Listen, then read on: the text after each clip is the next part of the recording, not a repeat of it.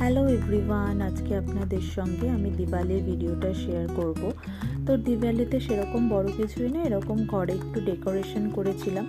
জানি অনেকটা লেট হয়ে গেল, কিন্তু কি আর করা যাবে, ভিডিওটা রয়েছিল গ্যালারিতে, তো ভাবলাম চলো তাহলে আজকে এডিট করে আপলোড করে দেওয়া যাক। তো ঘরে একদম সিম্পল ডেকোরেশন করেছিলাম, আর বেশিক্ষণ ঘরে ছিলাম না, একটু ওয়েট করছিলাম কখন আর কি মোমবাতিগুলো একটু নিভে যাবে, কারণ হচ্ছে ঘরে তো আর মোমবাতি রেখে দেওয়া যাবে না।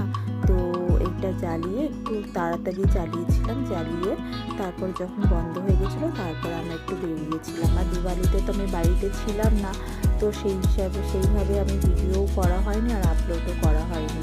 মানে আসলে আমি আমার বাবার বাড়িতে গিয়েছিলাম, তো এখানে বাবিকে দিয়ে একটুখানি কয়েকটা মোমবাতি জ্বালিয়ে নিলাম, আর এইদিকে একটু প্রদীপ, তারপরে মোমবাতি, আর হচ্ছে এখানে কিছু লোটাসের কিছু ক্যান্ডেল ছিল, যেটা কিনা ব্যাটারিতে না, একটু জল সেন্স করে, ওটা জল দিয়েই জ্বলে, তবে জলে দিতে হয় না, একটু নিচে জল দিয়ে দিলে, কয়েক ড্রপ জল দিয়ে দিলে তাতেই এটা আর কি লাইটটা অন হয়ে যায়।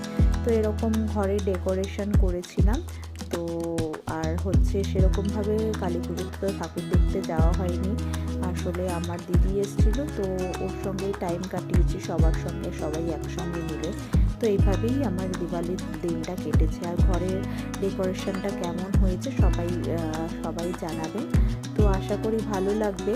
তো এখানে কিছুটা প্রদীপ, মোমবাতি আর ওই ক্যান্ডেল দিয়ে ডেকোরেশন করেছিলাম, আর জানলায় কিছু লাইটও লাগিয়ে দিয়েছিলাম। তো এই হলো আজকে আমার দিওয়ালির ডেকোরেশন।